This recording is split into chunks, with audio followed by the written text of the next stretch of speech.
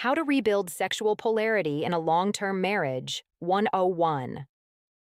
Most people think the problem is sex. It's not. The real issue is polarity. Somewhere along the way, the marriage just slid into neutral, and both of you lost the spark. Here's how a husband brings it back. Stop acting like her roommate. If you want to reawaken attraction, you cannot behave like her friend or her brother. Roommate energy kills desire. Bring back masculine presence. Stand how you used to stand. Speak with direction and move with purpose. A woman responds to polarity, not comfort. Number 2, lead the emotional tone of the relationship. Women fall into their feminine when a man leads the energy of the home, not with control, but with stability. You become the calm center. Your control, your reactions. You keep your tone steady even when she's stressed. You set the emotional tempo. When she feels your steady presence, she will relax. And when she relaxes, guess what? Polarity wakes up again. Number 3, stop looking for validation. Nothing kills attraction faster than a man chasing for approval. You don't ask for permission to be masculine. You embody it. You flirt with her because you feel like it. You touch her because you want to. You walk with confidence because it's who you are. A woman can feel the difference between a man who wants her and a man who needs her. Number 4, build the foundation outside of the bedroom. If the one and only time you show desire is when you want sex, she disconnects. Show it in small moments. Hand on her lower back, a slow kiss, a look that lasts one beat longer, or a soft grip on her hip when you pass behind her, or a little booty smack.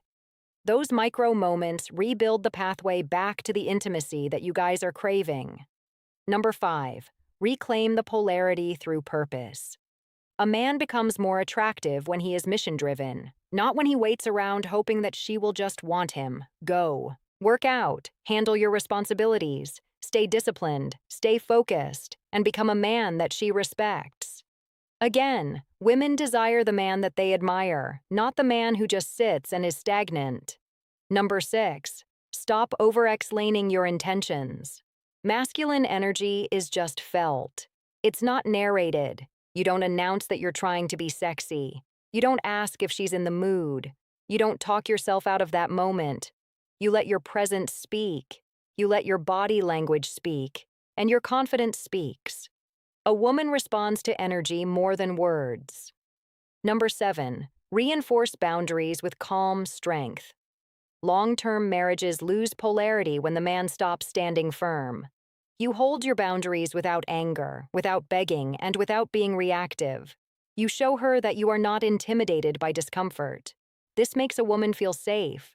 Safety creates trust. Trust creates openness. Openness leads to desire. Number 8, create the environment where intimacy can return.